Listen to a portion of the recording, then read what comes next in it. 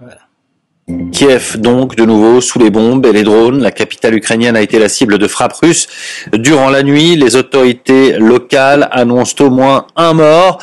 Alors que Moscou multiplie les attaques massives depuis des semaines et grappille du terrain dans l'Est, le président Zelensky a proposé durant le week-end de nouveau pour parler avec la Russie. Et puis l'image de ces dernières heures à Kiev, l'arrivée du ministre français des Affaires étrangères, Jean-Noël Barrot, est arrivé dans la capitale ukrainienne ce lundi pour une visite de 2 jours. Bonjour mesdames et messieurs, bienvenue sur notre chaîne. Comme tous les lundis, nous allons commencer par un update de la situation en Ukraine. Alors, qu'est-ce que notre ami Military Summary nous raconte aujourd'hui? Ah, c'est mauvais. Ah, c'est très mauvais. Military Summary n'a pas fait de mise à jour depuis 3 jours. Ok, partons sur Military Summary en anglais. Pas pour connaître la situation du front, mais juste pour connaître qu'est-ce qui s'est passé, ou en tout cas où en sont les deux protagonistes au matin du 21 juillet. C'est parti. Hello my dear friends, you're in the Military Summary channel, and this video we're going to discuss the most important events that took place during the previous 12 hours. We have a lot of very interesting updates, so let's start. And first we're going to talk about another massive missile and drone strike that took place during the previous nights, and this morning we... Donc apparemment, une fois de plus, nous avons une massive attaque de drones, ou en tout cas massif bombardement de la Russie sur l'Ukraine. Et ici on a le map, ou en tout cas la trajectoire de tous les vecteurs qui ont été lancés. have a picture. Et c'est ça qu'on est venu chercher, un résumé de bombardement. On n'est pas venu chercher la situation du front. On fera peut-être un point sur le front durant la semaine ou en fin de semaine, parce que en fin de semaine nous avons vu qu'il y avait une bataille décisive pour POKROVSK qui se jouait. Et donc nous allons prendre nouvelles de cela à la fin de la semaine, mais ici il y a déjà marqué que voilà, le sud-ouest de POKROVSK est déjà tombé. C'est déjà une mauvaise nouvelle. Peut-être qu'on va faire ça aussi. Of the approximate roads of attacks. So as you can see, during the previous night, the Russians used hundreds of drones, the Russians used tens of cruise missiles, and the Russians used several most likely ballistic missiles of hypersonic type. So when talking about this map, we have at least 3 areas of concentration of Russian fire.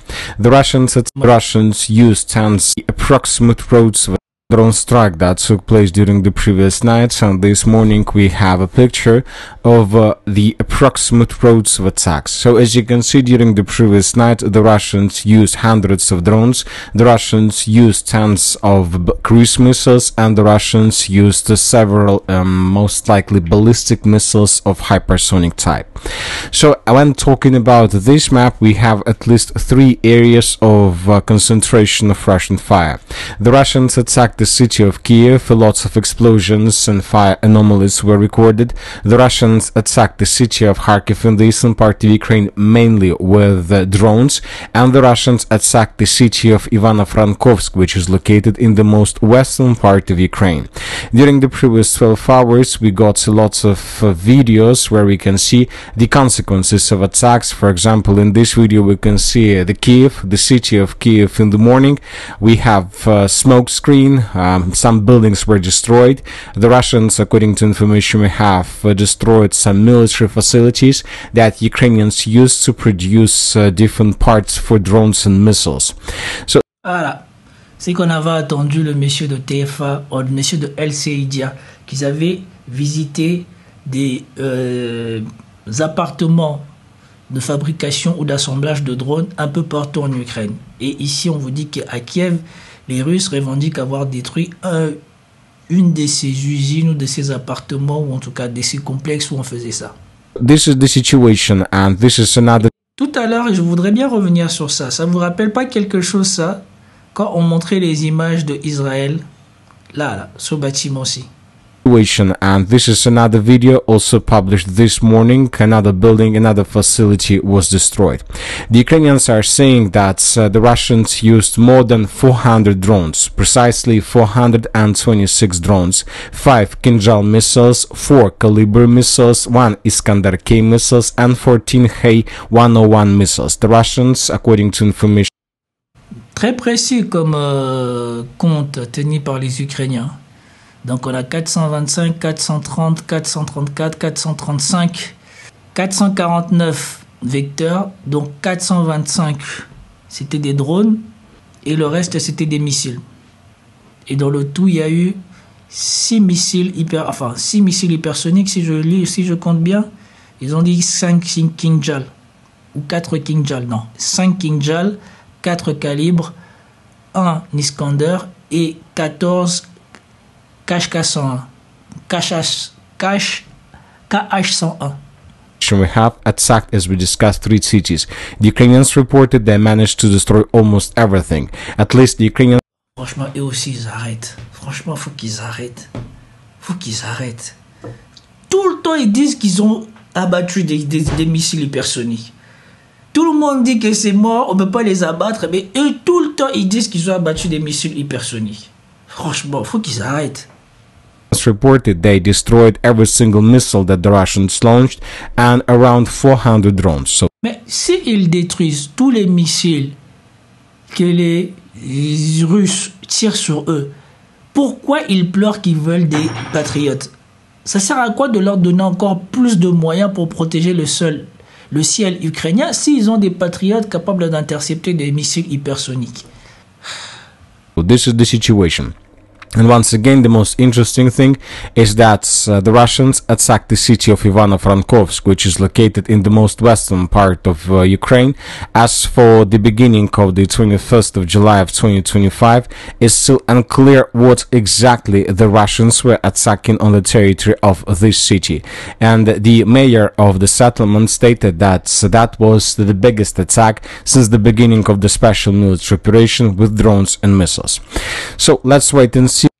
Ici, moi, ce que je vois, quand je vois que la Russie vise de plus en plus ces zones à vraiment l'ouest de l'Ukraine, moi, je pense que de plus en plus, ils ont des renseignements sur là où l'Ukraine cache la plupart des matériels qu'ils reçoivent des Occidentaux. Parce que la plupart des matériels qu'ils reçoivent des Occidentaux arrivent par ces voies, arrivent par les pays de l'OTAN et arrivent ici avant d'être acheminés vers l'est du pays. Et donc je pense qu'ils ont de plus en plus de renseignements sur ce qui se passe ici.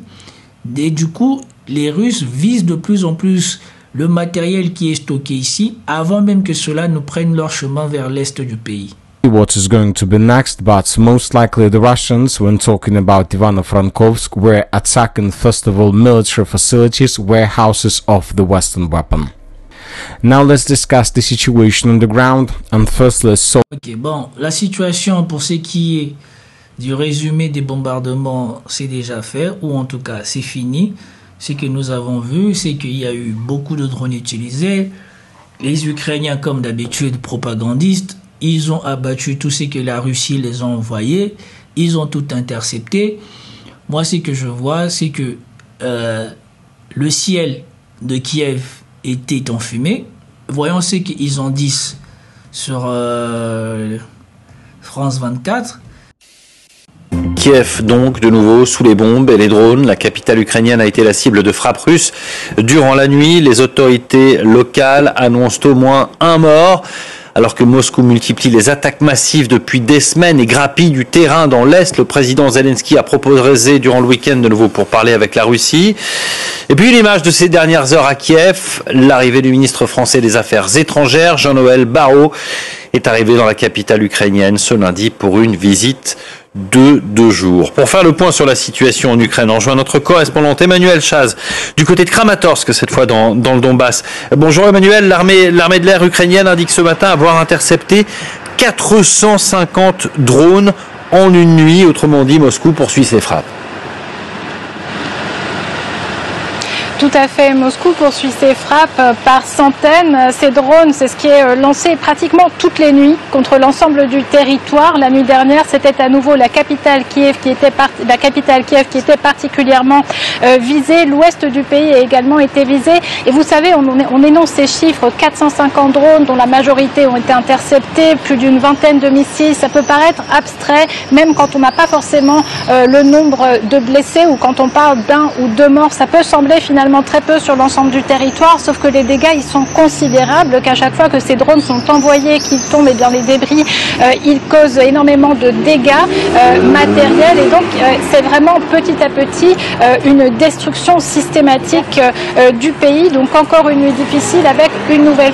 Bon, franchement, là où ça devient n'importe quoi, même dans les explications qu'elle donne, c'est que quand les Russes, ils disent avoir intercepté des drones, eh ben, ils se plaignent pas comme ça et on ne voit pas autant de dégâts matériels. Donc la vérité, c'est est-ce qu'ils les interceptent ou ils continuent à mentir? Parce que tu peux pas avoir autant de succès dans les interceptions et continuer à pleurer qu'on t'envoie du matériel pour pouvoir protéger encore ton ciel.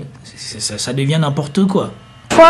Cette capitale durement éprouvée, quand on se réveille après une nuit comme ça, souvent les gens ont dormi dans des abris, dans une station de métro du centre-ville. Ces abris qui est transformé en abri, eh bien la fumée des débris de drones tombés a fait que tous les gens qui se protégeaient des bombes, eh bien ils y couraient un risque d'être intoxiqués. Donc il faut vraiment se représenter ces frappes comme quelque chose qui est extrêmement destructeur, extrêmement traumatisant pour l'ensemble de la population. Et alors à son arrivée, Jean-Noël Barrot a peut-être entendu ces explosions. Le ministre français des Affaires... Ça se voit qu'il a passé un dur moment. Ça se voit qu'il a passé un dur moment. Regardez Barrot, dans quel état il descend du train.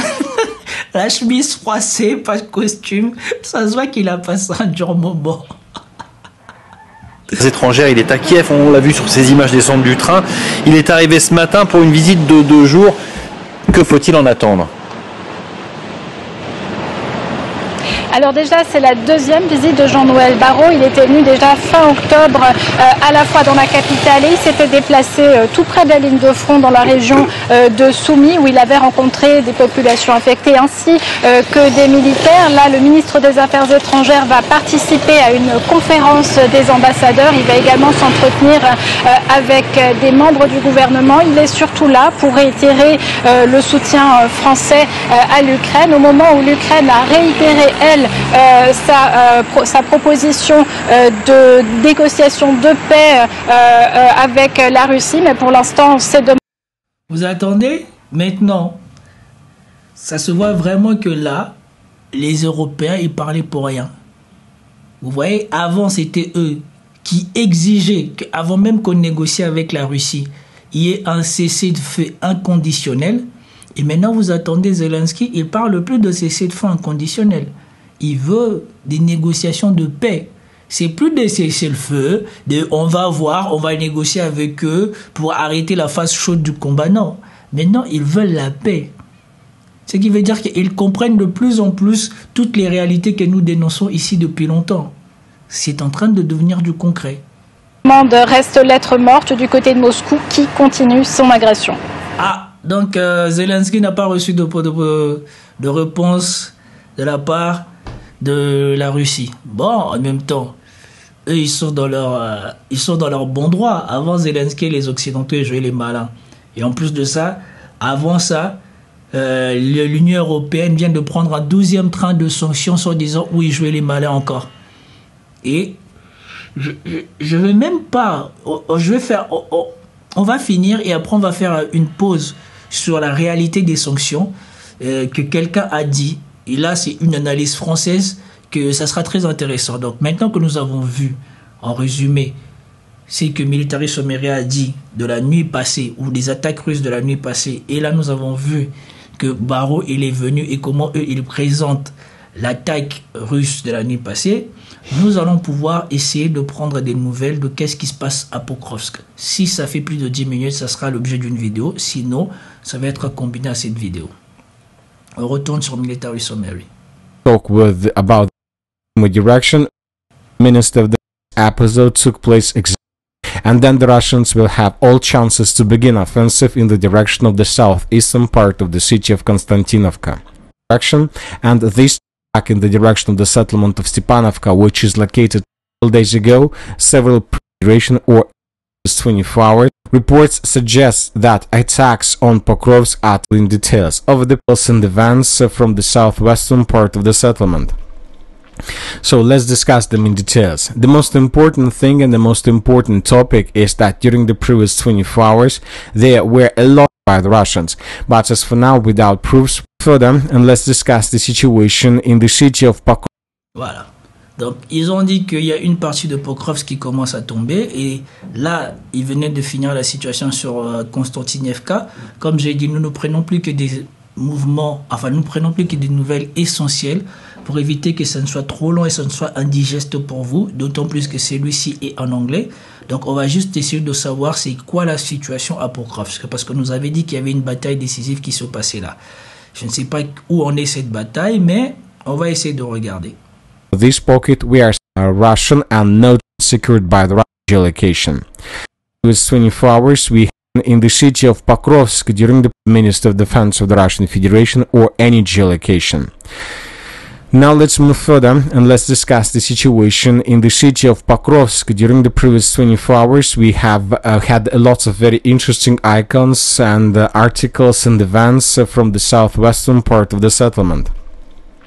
So let's discuss them in details. The most important thing and the most important topic is that during the previous 24 hours there were lots of resources that's reported and published very interesting information that the Russians managed to enter the southwestern part of the city and to improve their position significantly.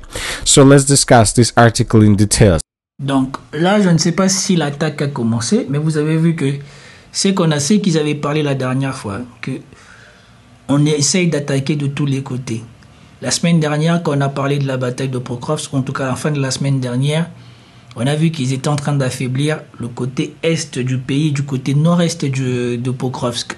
Et là, vu que les Ukrainiens ne peuvent pas se battre partout, ça a permis que maintenant, du côté-ci, qu'on n'avait pas eu de nouvelles depuis des semaines et des semaines, les Russes commencent à s'approcher de ce côté. On ne sait pas si ça a confirmé qu'ils sont rentrés dedans, mais en tout cas, on aurait dit qu'ils avancent de ce côté-ci de Pokrovsk.